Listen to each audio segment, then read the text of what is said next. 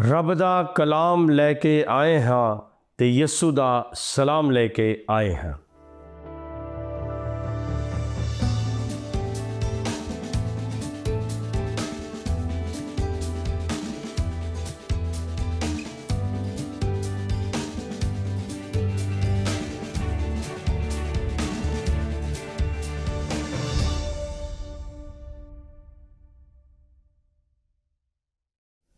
मैं हूं आपका मेज़बान पास्टर सदीक पॉल, आप सबों की खिदमत में प्रोग्राम दोस्ती का हाथ भाई सदीक के साथ हाज़िर हूं और आपकी खिदमत में सलाम, शलोम और अस्सलाम वालेकुम। अपने आज के प्रोग्राम का आगाज़ नाज़रीन इस दुआए खैर के साथ करते हैं कि आप जहां कहीं पर भी हों सलामती के साथ हों और खुदा ताला की ज़ात क़ुद्दूस आपको और आपके अहले खाना को बड़ी बरकत दे। आमीन सुम्मा आमीन। मौजू है हमारा इंजील क्या है, और ये बहुत अहम तरीन बात है जो हमने पिछले प्रोग्राम के अंदर शुरू की थी, और यकीन रखते हैं कि आपने उस प्रोग्राम से बरकत पाई होगी कि इंजील किसको कहा जाता है और बाइबल मुक़द्दस उसके ऊपर क्या फरमाती है।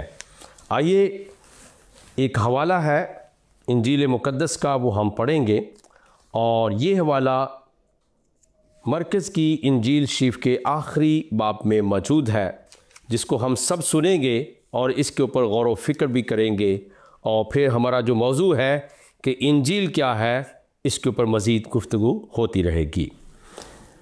मुक़द्दस मरकज़ की मार्फत लिखी गई इंजील 16वां बाब, और उसकी चंद आयात आपके साथ पेश करना चाहता हूँ। उसका कॉन्टेक्स्ट, उसका सियाक़ व सबाक़ आपकी समझ में आ जाए कि इंजील हमारे यहाँ किसको कहा जाता है। अहले इस्लाम का नुक्ता नज़र जो है वो टोटल फ़र्क है, जिसको वो इंजील कहते हैं वो और चीज़ है, लेकिन असल बात जो इंजील हमारे हाथों में मौजूद है बाइबल मुक़द्दस, वो जो कहती है वो अल्टीमेटली हमारे ईमान का लाजमी जुज़्व है। तो मरकज़ की इंजील शरीफ और उसके 16वें बाब की पहली आयत से मैं आपके साथ पढ़ रहा हूँ, और आप समझिए। जब सब्बत का दिन गुज़र गया तो मरियम मगदलीनी और यकूब की माँ मरियम और सलोमी ने खुशबूदार चीज़ें मूल लीं ताकि आकर उस पर मलें। ये बात हो रही है जनाब खुदावंद यस्सु अल मसीह की। वो हफ्ता के पहले दिन बहुत सवेरे जब सूरज निकला ही था, कब्र पर आईं और आपस में कहती थीं कि हमारे लिए पत्थर को कब्र के मुँह से कौन लुढ़काएगा। जब उन्होंने निगाह की तो देखा कि पत्थर लुढ़का हुआ है, क्योंकि वो बहुत ही बड़ा था। और कब्र के अंदर जाकर उन्होंने एक जवान को सफ़ेद जामा पहने हुए दानी तरफ बैठे देखा और नहायत हैरान हुई। उसने उनसे कहा, ऐसी हैरान ना हो, तुम यस्सु नासरी को जो मसलूब हुआ था, गौर के साथ सुनिए जी, हमारे यहाँ इंजील का मफ़हूम क्या है।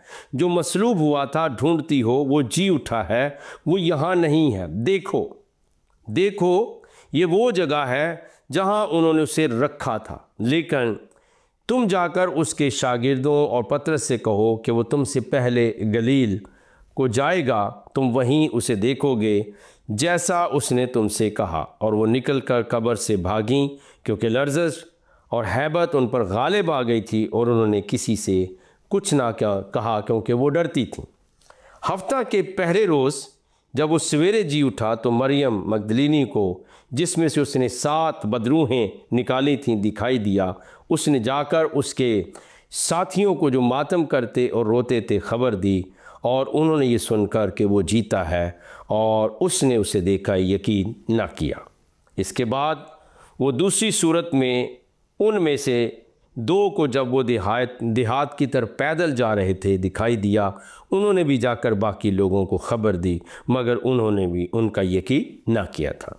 फिर वो उन 11 को भी जब खाना खाने बैठे थे दिखाई दिया, और उसने उनकी बेइतिकादी और सख्त दिली पर उनकी मलामत की, क्योंकि जिन्होंने उसके जी उठने के बाद उसे देखा था उन्होंने उनका यकीन ना किया था।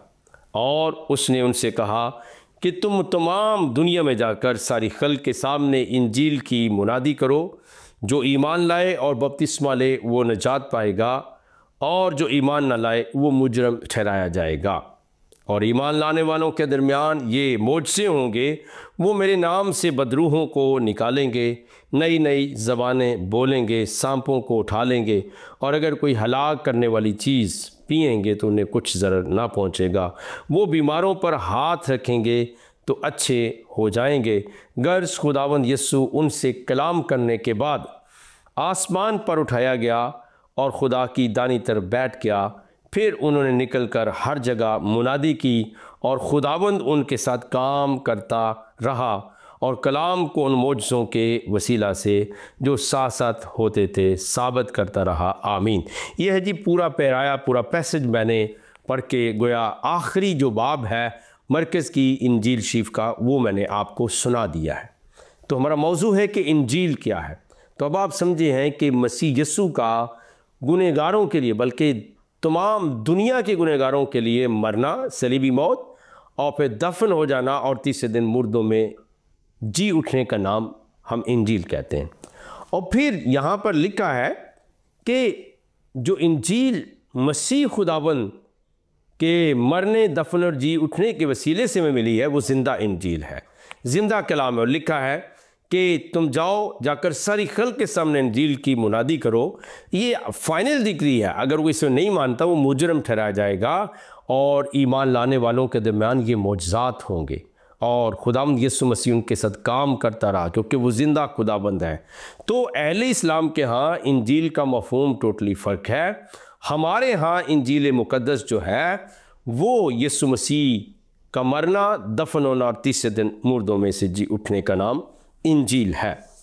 अब ये हमने जब हवाला पढ़ा है मरकज़ की इंजील शरीफ से, तो इसकी वजाहत कहाँ पर मौजूद है, ये बहुत ज़रूरी है कि वाक़तन यहाँ तो मसीह ने कहा है कि जाकर सारी खल्क के सामने इंजील की मुनादी करो, यानी ये जो मैं जी उठा हूँ ये लोगों को बताओ। और आप देख रहे हैं कि औरतों को पता चला, फिर शागिर्दों की बात की गई, फिर देहात की तरफ 2 लोग पैदल जा रहे थे उनको, तो लोग यकीन नहीं कर पा रहे थे। और इख्तितामी तौर पर मसीह खुदावन ने खुद अपने शागिर्दों को मलामत की और उन्हें डांटा, झिड़का और कहा कि सारी खल्क के सामने जाकर इंजील की मुनादी करो।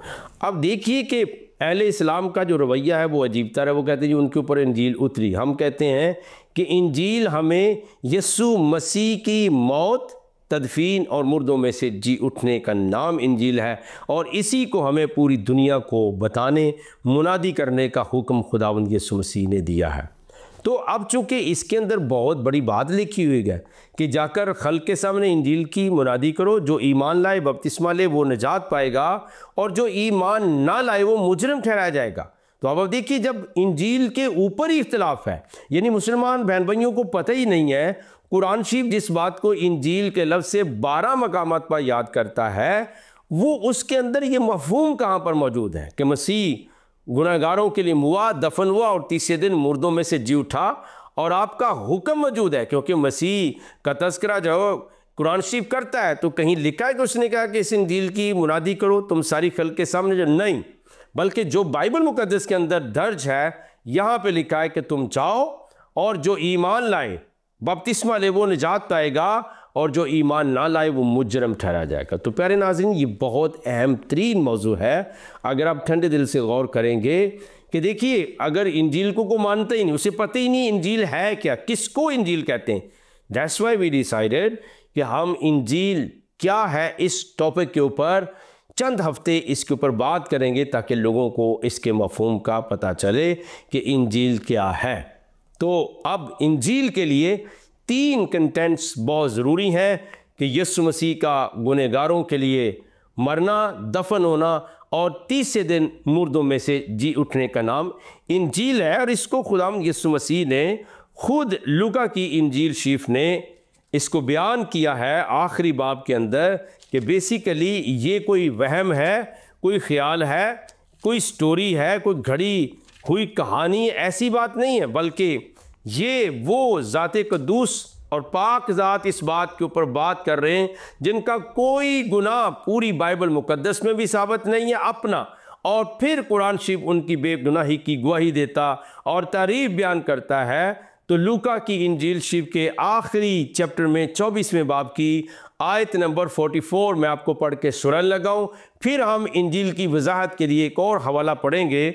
यहाँ पे लिखा है, फिर उसने उनसे कहा, ये मेरी वो बातें हैं जो मैंने तुमसे उस वक्त कही थी जब तुम्हारे साथ था, कि ज़रूर है कि जितनी बातें मूसा की तौरेत, नबियों के सहीफ़ों और ज़बूर में मेरी बाबत लिखी हैं पूरी हों। फिर उसने उनका ज़हन खोला ताकि किताब मुक़द्दस को समझें, और उनसे कहा कि यूँ लिखा है कि मसीह दुख उठाएगा और तीसरे दिन मुर्दों में से जी उठेगा, और यरूशलेम से शुरू करके सब कौमों में तौबा और गुनाहों की मुआफ़ी की मुनादी उसके नाम से की जाएगी। यानी कौन, किसके नाम से? जो मुर्दों में से जी उठा है, जो साहिबे इंजील है, जो मुजस्सम इंजील है, जो इंजील की कुदरत को दुनिया में आम करने वाला है, उसके नाम से क्या क्या होगा? सब कौमों में तौबा और गुनाहों की मुआफ़ी की मुनादी उसके नाम से होगी। यरूशलेम से लेकर सब कौमों के अंदर अगर गुनाहों का कफ़ारा हो सकता है, गुनाह मिट सकते हैं, तौबा कबूल हो सकती है, तो इसमें आज़म क्या है? सबसे बड़ा नाम क्या है? यीशु मसीह का नाम है। तो ये खुदाम यीशु मसीह ने अपने अल्फाज खुद उनसे इरशाद फरमाए और कहा कि जब तुम्हारे साथ था, ज़रूर है कि जितनी बातें मूसा की तौरेत और नबियों के सहीफ़ों में और ज़बूर में मेरी बाबत लिखी हैं पूरी हो। फिर उसने उनका ज़हन खोला ताकि किताब मुक़द्दस को समझें, और उनसे कहा कि यूँ लिखा है कि मसीह दुख उठाएगा और तीसरे दिन मुर्दों में से जी उठेगा, और यरूशलेम से शुरू करके सब कौमों में तौबा और गुनाहों की मुआफ़ी की मुनादी उसके नाम से की जाएगी। तो प्यारे अज़ीज़ दोस्तों, अहले मसीहत और अहले इस्लाम से मैं गुजारिश करना चाहता हूँ कि आप वो बात करें जो आपकी टेक्स्ट बुक के अंदर लिखी हुई हैं, जो कुरान के अंदर लिखी हुई हैं, जो बाइबल मुक़द्दस के अंदर लिखी हुई हैं। किसी के गुमराह कुन प्रोपेगेंडा के पीछे चलने का आपको कोई ज़रूरत नहीं है। किसी की वो बात जो रवायतें बयान करते हैं, अपने जो ज़हनी ख़यालात हैं, उनको अपनी तकारीर और ख़ुतबात और लेक्चर में लोगों को गुमराह करने के लिए बयान करते हैं, उनका कोई फ़ायदा नहीं है। बल्कि कोशिश कीजिए कि आप उन बातों की तरफ चलें जो बाइबल मुक़द्दस के अंदर लिखी हुई हैं। तो एक तो हमने ये बता दिया कि इंजील कहा किसको गया है, और फिर ये भी हमने आपके साथ शेयर किया कि खुदावंद यीशु मसीह ने इसके ऊपर मोहर लगाई और ख़ुद अपनी ज़िंदगी और मौत का इजहार किया, बयान किया, और क्रॉस रेफरेंस क्या दिया? तौरेत, नबियों के सहीफ़े और दाऊद के ज़बूर में। अब देखिए, यहाँ तक जो बात है वो समझ में आती है, ये किताबें लगती हैं, लेकिन बेसिकली जो मसीह की इंजील है वो उनका गुनाहों के लिए, गुनहगारों के लिए मरना, दफन होना और तीसरे दिन मुर्दों में जी उठने को हम इंजील कहते हैं। यही गुड न्यूज़ है। और आपने किन किताबों का हवाला दिया? ओल्ड टेस्टामेंट का, यानी जनाब मूसा की तौरेत, नबियों के तमाम सहीफ़ों और ज़बूर में जो उनके मतलब बातें लिखी थी वो पूरी हो कि मसीह दुख उठाएगा और तीसरे दिन मुर्दों में से जी उठेगा। ये इंजील निचोड़ है नबियों की नबूवत का और उनके पूरा होने का। आइए जनाब मुक़द्दस पौलुस रसूल जो है वो इंजील मुक़द्दस की वजाहत करते हैं कि किसको जो है वो इंजील कहा गया है। तो हम देखते हैं कुरिन्थियों की कलीसिया के नाम पौलुस रसूल का पहला ख़त और उसका 15वां बाब। इसमें जनाब पौलुस रसूल ने इस बात की वजाहत की है कि हमारे यहाँ इंजील किसको कहा जाता है। कुरिन्थियों की कलीसिया के नाम पौलुस का पहला ख़त और उसकी 15वें बाब की पहली आयत से। 1 कुरिन्थियों चैप्टर 15 पहली आयत से, अब है भाइयों, मैं तुम्हें वही खुशखबरी जताए देता हूँ जो पहले दे चुका। खुशखबरी है जी, गुड न्यूज़ है, अच्छी बात है जी। इंजील जिसे तुमने कबूल भी कर लिया था और जिस पर कायम भी हो, उसी के वसीले से तुमको निजात भी मिलती है। इसीलिए अभी हमने लूका की इंजील 24वें बाब का हवाला पढ़ा कि तौबा और गुनाहों की मुआफ़ी की मुनादी यरूशलेम से शुरू करके दुनिया की सब कौमों के अंदर खुदावंद यीशु मसीह के नाम से की जाएगी। तो ये कहते हैं उसी के वसीले से तुमको निजात भी, मखलसी मिलती है। छुटकारा मिलता है बशर्ते कि वो खुशखबरी जो मैंने तुम्हें दी थी याद रखते हो, वरना तुम्हारा ईमान लाना बेफ़ायदा हुआ। चुनाचे मैंने सबसे पहले तुमको वही बात पहुंचा दी जो मुझे पहुंची थी। हमने बातों के अंदर फ़र्क नहीं करना है कि अहले इस्लाम ये कह रहे हैं, कुरान शरीफ कह रहे हैं। नो, इंजील खुद अथॉरिटी है और जनाब यीशु मसीह खुद अथॉरिटी हैं। अब मैं आसमान और ज़मीन टल जाएंगे मगर मेरे मुंह की बातें ना टलेंगी। तो यहाँ पे लिखा है कि जो बात मुझे पहुँची थी वो मैंने तुमको पहुँचा दी। और क्या थी कि मसीह किताब मुक़द्दस के मुताबिक तुरेत, ज़बूर और सहाइफ़ अंबिया के मुताबिक हमारे गुनाहों के लिए मुआ और दफन हुआ और तीसरे दिन किताब मुक़द्दस के मुताबिक जी उठा। और कैफ़ा को और उसके बाद उन 12 को दिखाई दिया, फिर 500 से ज़्यादा भाइयों को एक साथ दिखाई दिया, जिनमें से अक्सर अब तक मौजूद हैं और बाज़ सो गए। फिर यकूब को दिखाई दिया, फिर सब रसूलों को और सबसे पीछे मुझको, जो गोया अधूरे दिनों की पैदाइश हूँ, दिखाई दिया। क्योंकि मैं रसूलों में से सबसे छोटा हूँ, बल्कि रसूल कहलाने के लायक नहीं, इसलिए कि मैंने खुदा की कलीसिया को सताया था। यानी वो अपने माजी को बयान कर रहे हैं। लेकिन जो कुछ हूँ खुदा के फ़ज़ल से हूँ, और उसका फ़ज़ल जो मुझ पर हुआ है बेफ़ायदा नहीं हुआ, बल्कि मैंने उन सब से ज़्यादा मेहनत की। और ये मेरी तरफ से नहीं, ये मेरी तरफ से नहीं बल्कि हुई, बल्कि खुदा के फ़ज़ल से जो मुझ पर था। पस खा मैं हूँ और खा वो हूँ, हम यही मुनादी करते हैं। यानी कोई भी मसीही ईमानदार होगा और हम यही मुनादी करते हैं और इसी पर तुम ईमान भी लाए। बस जब मसीह की ये मुनादी की जाती है कि वो मुर्दों में से जी उठा, तो तुम में से बाज़ किस तरह कहते हैं कि मुर्दों की क़यामत है ही नहीं। अब याद रखिए, यहाँ बहुत बड़ा सवाल है कि एक तरफ तो मुसलमान कहते जी मसीह मुआ ही नहीं और दफन नहीं हुआ और मुर्दों में से जी नहीं उठा है, बल्कि अभी तक ज़िंदा है। ये भी एक सवाल है कि सारे नबियों की उम्रें एक तरफ है। आप कहते जी नूह नबी की उम्र सबसे बड़ी हुई है, तो वो तो उसको भी क्रॉस की गए। 2024 साल हो गए आज मसीह को मौजूदा कैलेंडर के मुताबिक आसमान पर गए हुए। अगर आपका वो ख्याल आप पर गालिब आता है तो उसको देख लीजिए। और दूसरी बात यह है कि अगर मसीह नहीं हुआ और मुर्दों में से नहीं जी उठा, तो बाइबल मुक़द्दस का फ़ैसला है फिर मुर्दों की कोई क़यामत नहीं। फिर आप क्यों नमाज़ें और रोज़ों में हलकान हो रहे हैं कि हमें जन्नत मिलेगी, हुरें मिलेंगी? कुछ भी नहीं मिलेगा।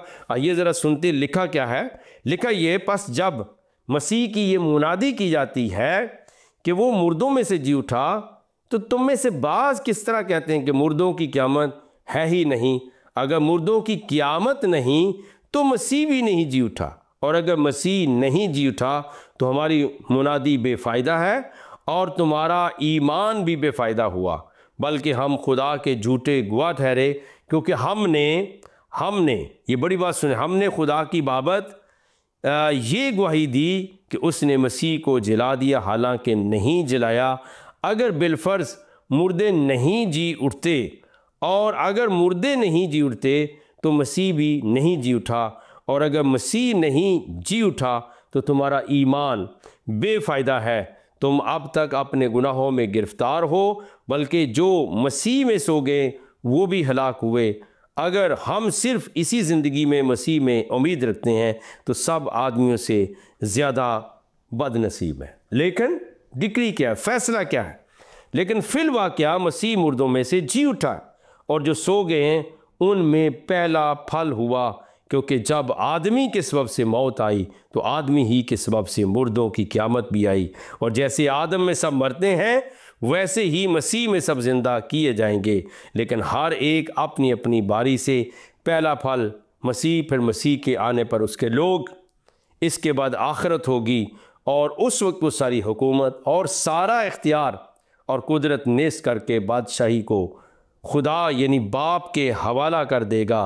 क्योंकि जब तक वो सब दुश्मनों को अपने पांव तले ना ले आए उसको बादशाही करना ज़रूर है। सबसे पिछला दुश्मन जो नेस्त किया जाएगा वो मौत है। क्योंकि खुदा ने सब कुछ उसके पांव तले कर दिया, मगर जब वो फरमाता है कि सब कुछ उसके ताबे कर दिया, तो जाहिर है कि जिसने सब कुछ उसके ताबे कर दिया वो अलग रहा, और जब सब कुछ उसके ताबे हो जाएगा तो बेटा खुद उसके ताबे हो जाएगा, जिसने सब चीज़ें उसके ताबे कर दी, ताकि सब में खुदा ही सब कुछ हो। तो ये प्यारी सी तफसील मौजूद है बाइबल मुक़द्दस के अंदर कि इंजील क्या है, इंजील की तफसील क्या है, हम इंजील कहते किसको हैं।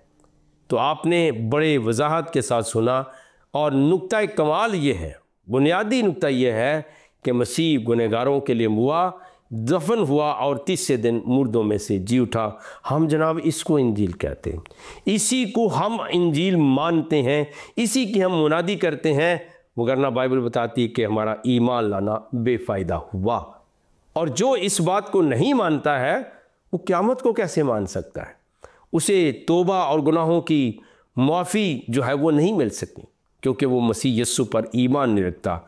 तो आप मुसलमान बहन भाइयों को सोचना है, आप एक तरफ तो ये कहते जी जनाबे हज़रत मसीह पर हम ईमान ना लाए, हमारा ईमान मुकम्मल नहीं, एक तरफ आप उनकी तनकीस को बयान करते हैं, एक तरफ आप रद्द करते हैं जी इंजील तब्दील हो गई है। आपको मेरी जान इंजील ही का पता नहीं, आप कह रहे इंजील उनके ऊपर उतरी, उनके ऊपर क्या कोई किताब बताइए उनके ऊपर कैसे उतरी, बल्कि उनका चलना फिरना बैठना उठना जीना और जो कुछ भी आपने किया वो सब इंजील है। जहाँ भी गए वो खुशखबरी देते गए, अगर मातम है तो आपने उसे ज़िंदगी के अंदर तब्दील कर दिया, अगर भूख है तो सेरी और आसूदी के अंदर आपने उसको तब्दील कर दिया, अगर अंधापन था तो आपने बिनाई के अंदर उसे बदल दिया।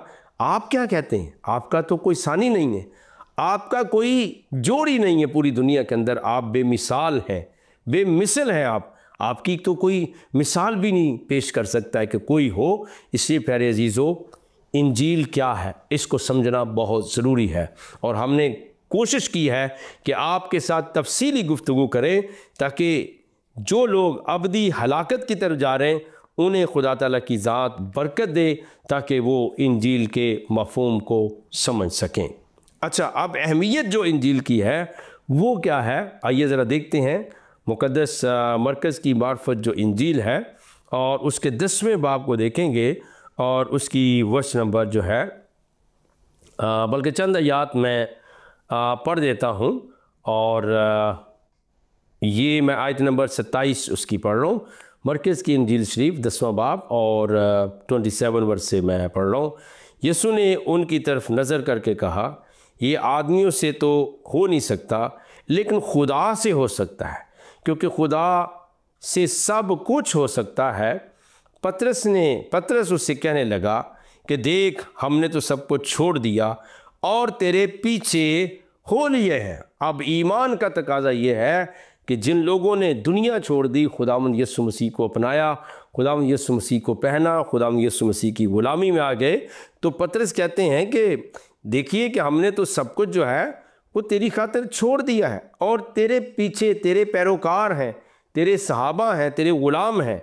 यीशु ने कहा, मैं तुमसे सच कहता हूँ कि ऐसा कोई नहीं जिसने घर या भाइयों या बहनों या माँ या बाप या बच्चों या खेतों को मेरी खातर और इंजील की खातर छोड़ दिया हो, और अब इस ज़माना में 100 गुना ना पाए, घर और भाई और बहनें और माएँ और बच्चे और खेत, मगर जुल्म के साथ और आने वाले आलम में हमेशा की ज़िंदगी। लेकिन बहुत से अव्वल आखिर हो जाएंगे और आखिर अव्वल हो जाएंगे। ये है जी इंजील मुक़द्दस की अहमियत। आपने बड़े गौर के साथ सुना कि आपके शागिर्द, आपके सहाबी जनाब हज़रत पतरस कहते हैं कि हमने तो सब कुछ छोड़ दिया है। अब आप कहते होंगे कि इंजील क्या है, इसको समझना क्यों ज़रूरी है, इसकी अहमियत क्या है। तो आपसे मैं गुजारिश कर रहा हूँ अपने प्रोग्राम के वसीले से कि ये बहुत ही ज़रूरी है, क्योंकि बहुत से लोगों को, जैसे मुसलमान बहन भाइयों को पता ही नहीं कि इंजील क्या है, वो अपने अंदाज में कुछ बनाकर पेश करते यार, उनकी मर्ज़ी है। लेकिन असल जो माखज़ और मंबा है वो बाइबल मुक़द्दस है कि इंजील किसे कहा जाता है। और फिर अगर आपको ये पता चल गया है तो ये घाटे का सौदा नहीं, बल्कि लिखा है कि इस दुनिया में 100 गुना और आखिरत में हमेशा की ज़िंदगी आप पाते हैं। तो इसलिए मेरा ईमान है कि आज के प्रोग्राम में हमने शेर हासिल गुफ्तगू की है कि इंजील क्या है, और इंजील की जो तशरीह है वो क्या है, किसको इंजील कहा जाता है। फिर इंजील की अहमियत मैंने आपको पढ़ के सुनाई है कि इंजील मुक़द्दस जो है वो कितनी अहम तरीन है कि उसको माना जाए और उसके ऊपर ईमान लाया जाए और सही मानों में उसको जो है वो समझा जाए। फिर हम देखते हैं जनाब मरकज़ की इंजील और उसके 13वें बाब की आयत नंबर जो है वो 9 से हम पढ़ लेंगे। या आप सुन लीजिए अहमियत क्या है। लेकिन तुम खबरदार रहो, क्योंकि लोग तुमको अदालतों के हवाला करेंगे और तुम इबादत खानों में पीटे जाओगे और हाकिमों और बादशाहों के सामने मेरी खातर हाजिर किए जाओगे ताकि उनके लिए गवाही हो। यानी यीशु मसीह के जो ईमान रखने वाले लोग हैं वो बड़ी बड़ी अदालतों में पेश होंगे और उनका जुर्म क्या होगा कि वो मसीह को मानते हैं ताकि गवाही हो। और ज़रूर है कि पहले सब कौमों में इंजील की मुनादी की जाए, पहले सब कौमों में इंजील की मुनादी की जाए। ये बात बहुत ज़रूरी है कि ख़ात्मे की तरफ नहीं जाना, बल्कि लेकिन जब तुम्हें ले जाकर हवाला करेंगे तो पहले से फ़िक्र ना करना कि हम क्या कहें, बल्कि जो कुछ उस घड़ी तुम्हें बताया जाए वही कहना, क्योंकि कहने वाले तुम नहीं बल्कि रूहुल कुद्स है। ये इंजील की अहमियत है। आप अकेले नहीं हो, बल्कि रूहुल कुद्स जो है वो आपके साथ होगा और भाई को भाई और बेटे को बाप कत्ल के लिए हवाला करेगा और बेटे माँ बाप के बरखिलाफ़ खड़े होकर उन्हें मरवा डालेंगे और मेरे नाम के सबब से सब लोग तुमसे अदावत रखेंगे, मगर जो आखिर तक बर्दाश्त करेगा वो निजात पाएगा। ये है जी इंजील मुक़द्दस। और इंजील क्या है? दुआ मांगें। रब कायनात आसमानी रूहानी बाप, यीशु मसीह के नाम से आपका शुक्रिया अदा करते हैं। हम सबको बरकत दीजिए और अपने कलाम के गहरे भेदों को समझने और अबदी हलाकत से बचने की तौफीक दीजिए। और इस वक्त जितने लोग दुआ में शामिल हैं उनको हौसला दीजिए कि वो सही और सच्ची इंजील की बात लोगों को बता सकें। ये दुआ हम यीशु मसीह के नाम के वसीले से मांगते हैं। आमीन सुम्मा आमीन। नाज़रीन, बहनों भाई दोस्तों, आप देख रहे थे प्रोग्राम दोस्ती का हाथ भाई सदीक के साथ। अगले हफ्ते तक के लिए इजाज़त, फिर मिलेंगे। तब तक के लिए दुआओं में याद रखिए। आप सबका बहुत बहुत शुक्रिया। Thank you so much.